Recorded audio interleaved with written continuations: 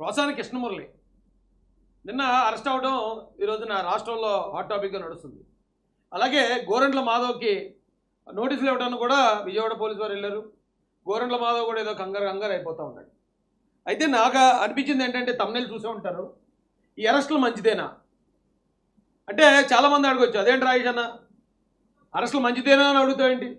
వాళ్ళు మనల్ని గతంలో ఎంత తిట్టారు, వాళ్ళు మన మీద ఎన్ని కేసులు పెట్టారు, మనల్ని ఎంత టార్చర్ చేశారు, అలాంటి యాదవుల మీద కేసులు పెట్టడం కరెక్టేనా అని అడుగుతావేంటి అని మీరు నన్ను అడగొచ్చు, తప్పలేదు. అయితే వీళ్ళు ఏమైనా పద్ధతులు అంటే దొంగనా టుడుకులు, డౌటే లేదు అందులో. నోటికి ఏది వస్తే అది ఊరకుక్కలుగానే దారుణంగా వాగిన వ్యక్తులేడు.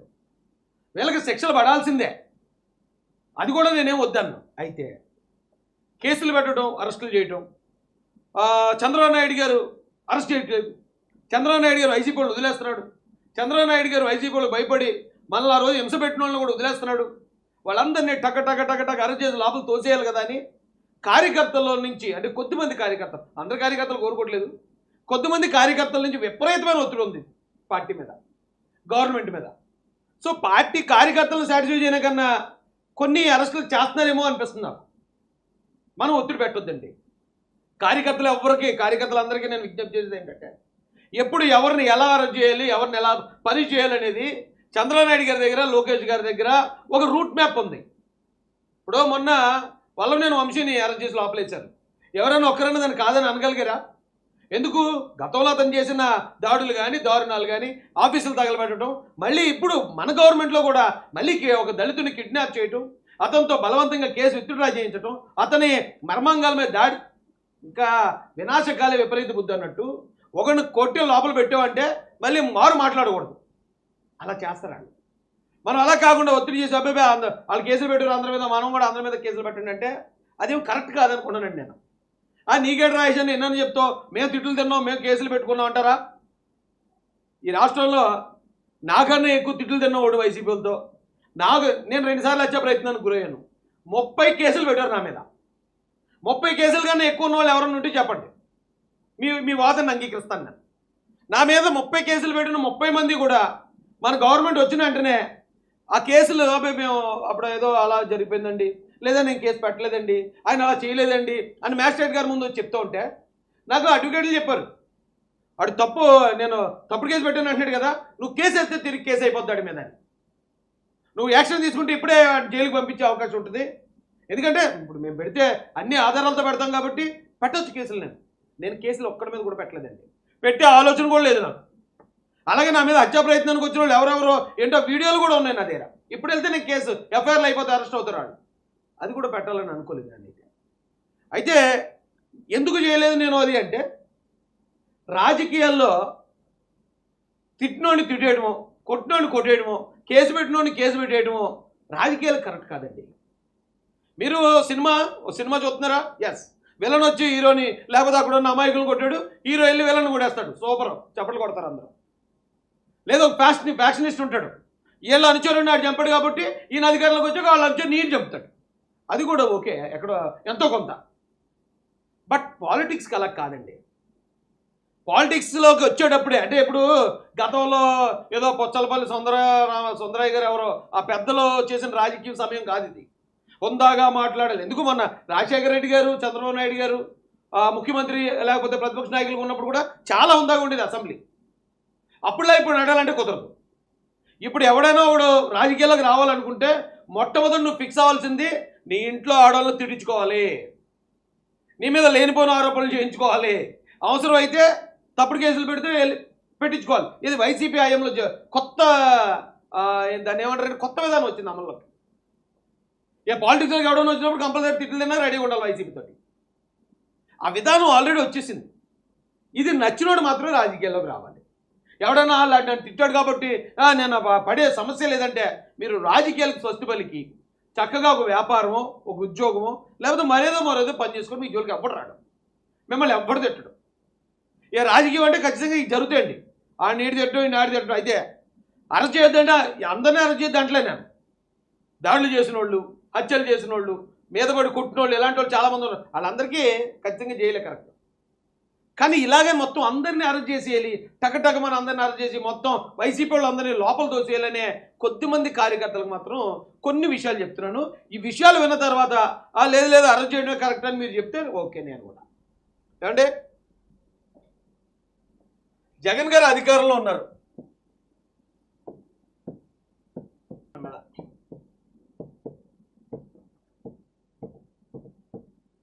కేసులు పెట్టాడు, మనందరినీ జైలు పంపించేశాడు. చాలామంది జైలు పోయారు. నేను 22 రోజులు జైల్లో ఉన్నాను. ఓన్లీ జగన్మోహన్ రెడ్డి గారు వైసీపీ పార్టీ వాళ్ళు పెట్టిన కేసులు మాత్రమే 22 రోజులు జైలు జీవితం అనుభవించాను నేను. ఇప్పుడు మనం అధికారంలో ఉన్నాం, వాళ్ళ మీద కేసులు పెట్టాలి, వాళ్ళని జైలు పంపించాలంటున్నారు. ఎందుకంటే వాళ్ళు తప్పు చేశారు కాబట్టి వాళ్ళకి పనిష్మెంట్ ఇవ్వాలి, వాళ్ళు ఖచ్చితంగా జైలు పంపించాల్సిందే అంటున్నారు. ఓకే, నేను అతను మనల్ని కేసులు పెట్టి జైల్లో పంపించడానికి ఇప్పుడు మన అధికారం వచ్చి ఈ సమయానికి మధ్యలో ఇంకోటి జరిగిందండి.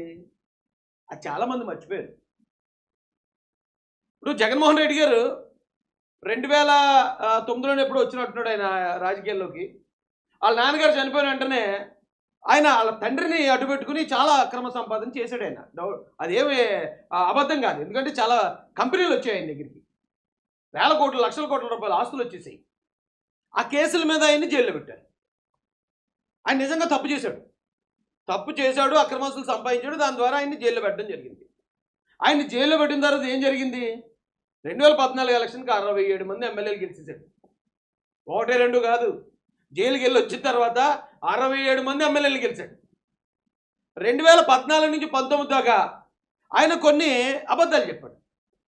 నేను బాధితుడిని ఆయన ముద్ర వేసుకున్నాడు. మా బాబాయిని చంపేశారు తెలుగుదేశం వాళ్ళు, నన్ను కోడికత్తో చంపేపోయారు తెలుగుదేశం వాళ్ళు, లేకపోతే ఇంకా మా కార్యకర్తలు ఇలా చేశారు. అలా బాధితుడని మార్కేసుకోవడం ద్వారా అతను 2019 ఎలక్షన్లో 67 నుంచి 151 గెలిచేశాడు. ఏమండి, గతంలో 67 గెలిచిన అదే జగన్ గారు 2019కి వచ్చేటప్పటికి 151 గెలిచేసిన అదే జగన్ గారు ఏం చేశాడు? అధికారంలోకి వచ్చిన తర్వాత ఇది 2019 నుండి కేసులు పెట్టడం మొదలెట్టాడు. జనాల మీద కేసులు పెట్టడం, దాడులు చేయించడం, అవి చేయించడం, ఇవి చేయించడం, చాలా చేశాడు. చేస్తే అతనికి ఏమైంది? 2024కి వచ్చేటప్పటికి 11కు పడిపోయాడు. 11 సీట్లు అండి. ఈ గ్యాప్లో అతను చేసింది ఏముందయ్యా? 67 నుంచి 151కి వెళ్ళడానికి నేను బాధితుడిని, నేను కేసులు పెట్టాను నా మీద. అతను ఇప్పుడు ఇక్కడ ట్రెండ్ ఎలా నడుతుందంటే, నువ్వు తప్పు చేసి జైలుకి వెళ్ళినా, తప్పు చేయకుండా జైలుకి వెళ్ళినా, జైలుకి వెళ్తే నీ మీద సానుభూతి చూపిస్తారు జనాలు అంతే. నువ్వు తప్పు చేసినది ఇప్పుడు ఎందుకంటే మనం నిర్భయ ఘటన చూసాం. అమ్మాయిని ఎంతో దారుణంగా చంపారు. అయ్యో అంత దారుణంగా చంపారు, నా ఉడుగులు అన్నీ చంపేయాలి, కాల్చేయాలన్నారు.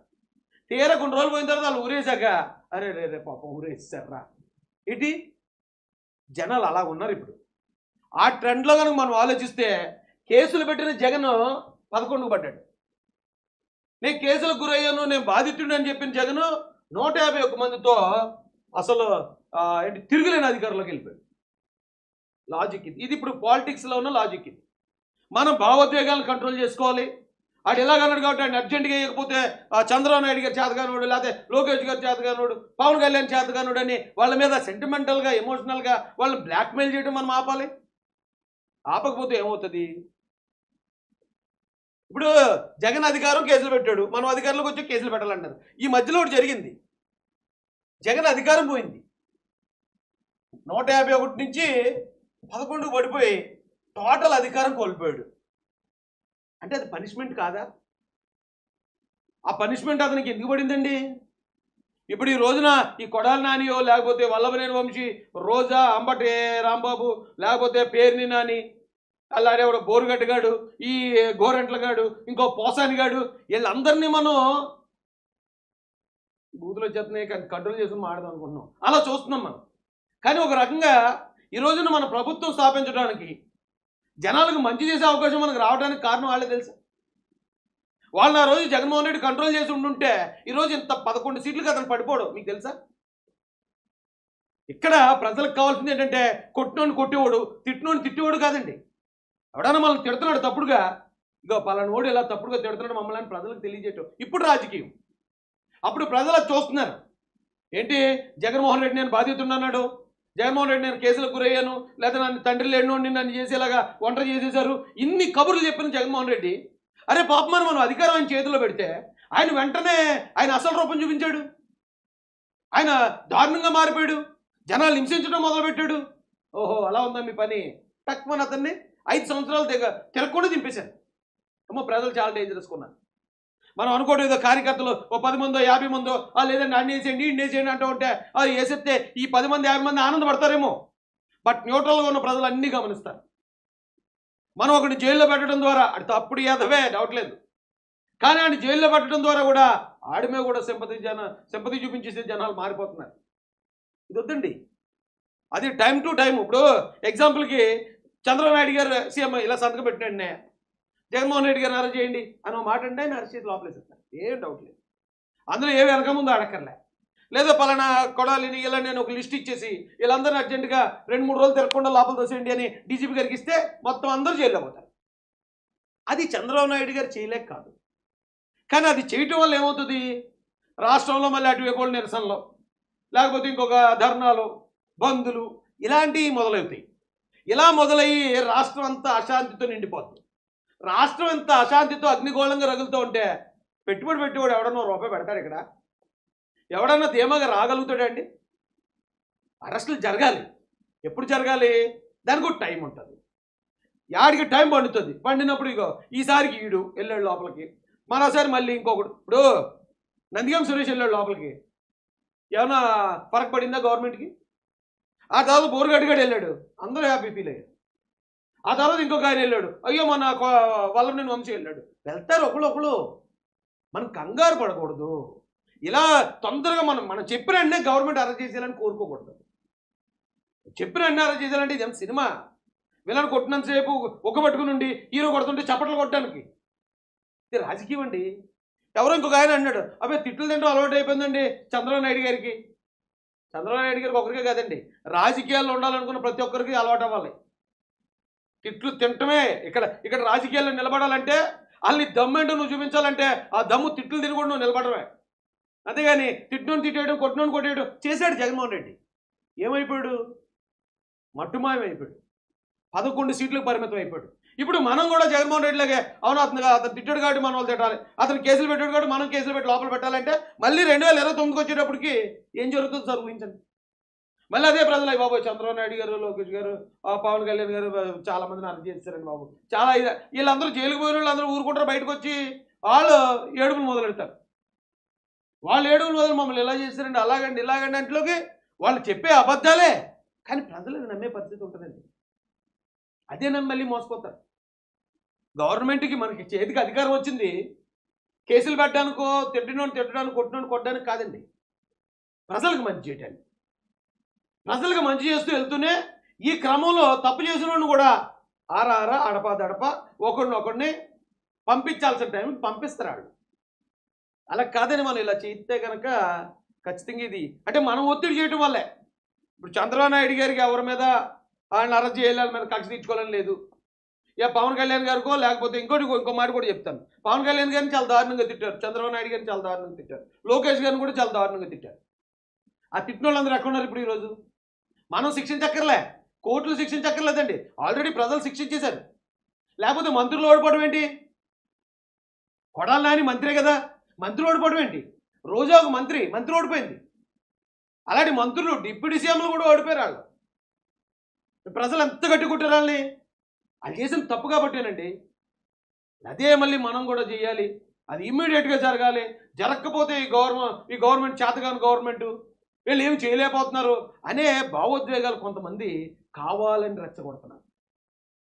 ఇప్పుడు ఒక కామన్ మ్యాన్ ఉన్నాడండి, ఎవరైనా అతను తిరిగితే తిరిగి తిడతాడు, కొడితే తిరిగి కొడతాడు. బట్ కామన్ మ్యాన్కి లీడర్కి తేడా ఏంటి? లీడర్ ఎవడైనా తిట్టినా తిరిగి తిట్టాడు, వెంటనే కొట్టినా తిరిగి కొట్టాడు. అదే లీడర్షిప్ అంటే. ఆ సహించటం, ఓర్చుకోవటమే లీడర్షిప్. అలాంటి లీడర్ని జనం తీసుకెళ్ళి సింహాసనం మీద కూర్చోబెడతారు. అంతే తప్ప నేను ఫైటింగ్ చేసేస్తానండి, 10 మందిని కూడా ఎత్తానండి, లేకపోతే కర్రలు ఇరిగిలా వాయించేస్తానండి అంటే అతన్ని తీసుకెళ్ళి సింహాసనం మీద కూర్చోబెట్టరండి. అతన్ని లీడర్గా యాక్సెప్ట్ చేయరు. పైగా అంతకుముందు ఆ దెబ్బలు తిన్న కూడా అంతకుముందు ఏం చేశాడు మర్చిపోతారు. ఫస్ట్ ఈ కొట్టినోడు ఇదే చూస్తారు, అయ్యి బాబా ఎంత దారుణం కూడా ఎత్తున్నాడండి, అయ్యి బాబా ఎంత దారుణంగా జైల్లో పెడేస్తున్నారండి. ఇలా పోతుందండి టాపిక్ డైవర్ట్ అయిపోతే చాలా ప్రమాదం అండి. ఎవరో ఏదో 10 మంది పని కట్టుకుని అవే అరెస్టులు చేయట్లేదు, అందరినీ కామన్ వదిలేస్తున్నారు, అది ఇదని రెచ్చగొడుతున్నా ఎవరూ రెచ్చిపోకూడదు. ప్రభుత్వం ఇంత గొప్ప అధికారం, 23 సీట్లు టీడీపీ ఉండేదండి, ఒక్క సీటుకి జనసేన పరిమితం అండి. అంటే మొత్తం 24 సీట్లు. 24 సీట్లున్న టీడీపీ జనసేనకి ఈరోజు 164 సీట్లు ప్రజలు ఇచ్చారు మనకి. 164 ఇచ్చింది వాళ్ళని కొడతామనో, వాళ్ళని తిడతామనో, వాళ్ళని జైల్లో పెడతామనో కాదండి. వాళ్ళ దారుణాలకు చిరాకెక్కిపోయి, వాళ్ళు కొట్టిన కొట్టుడు, వాళ్ళు తిట్టే తిట్లు, వాళ్ళు పెట్టిన కేసులకి వికారం ఎక్కువైన ప్రజలు వాళ్ళు 11లో కూర్చోబెట్టి మనం 164లో కూర్చోబెట్టారు. ఈ 164 ఇచ్చింది బాధ్యత. మనం కూడా మళ్ళీ అదే పని చేస్తే ఇంకేంటండి? జగన్ ఏం చేశాడో అదే మనం చేయడానికి ప్రజలు మనల్ని గుర్తించింది కాదండి. కాబట్టి ఈ ప్రభుత్వం మీద ఈ ప్రజలు పంచకండి దయచేసి. ఎందుకంటే వాళ్ళు కరెక్ట్ లైన్లో ఉన్నారు. చంద్రబాబు నాయుడు గారు, లోకేష్ గారు, పవన్ కళ్యాణ్ గారు కరెక్ట్ లైన్లో ఉన్నారు. చంద్రబాబు నాయుడు గారు, లోకేష్ గారు కావాల్సిన ఏదైతే రాష్ట్రానికి రావాల్సిన బడ్జెట్, కేంద్రం నుంచి రావాల్సిన పెట్టుబడులు, ఇవన్నిటిలో చాలా బిజీగా ఉన్నారు. రాష్ట్రాన్ని అభివృద్ధి వైపు నడిపిస్తున్నారు. వాళ్ళని మన కక్షల్లోకి, కార్పణ్యాల్లోకి లాగేయొద్దు. వాళ్ళని ఎమోషనల్ బ్లాక్మెయిల్, సెంటిమెంటల్ బ్లాక్మెయిల్ చేయొద్దు. మీరు ఇలా చేయకపోతే మీకు కార్యకర్తల మీద ప్రేమ లేనట్టే, మీరు వాడిని అరెస్ట్ చేయకపోతే మేము కార్యకర్తలు మిమ్మల్ని ద్వేషంతో. కొద్దిమంది పని కట్టుకుని చేస్తున్నారు. ఇది కొద్దిమంది. యాక్చువల్లీ తెలుగుదేశం కార్యకర్తలు ఎవరిలో కూడా ఇంత కక్ష కార్పణ్యాలు ఉండవు. ప్రజలందరినీ కూడా ద్వేషాల్లోకి తీసుకుపోతారు, ద్వేషం నింపేస్తున్నారు. రాజకీయం అంటే ద్వేషం కాదండి. నిజం చెప్పాలంటే ఆ రోజు వైఎస్ఆర్సీపీ పార్టీ నుంచి ఎవడెవడైతే నోరు పారేసుకున్న ఊర కుక్కలా మురిగాడో ఆ ప్రతి ఒక్కడు మనకు గెలుపుగాడు ఒక మెట్టయ్యాడు. ప్రతి ఒక్కడు మనకు గెలుపుకు మెట్టయ్యాడండి. అందుకే ప్రజలందరినీ కూడా ప్రజలు ఆల్రెడీ శిక్షించేసారండి.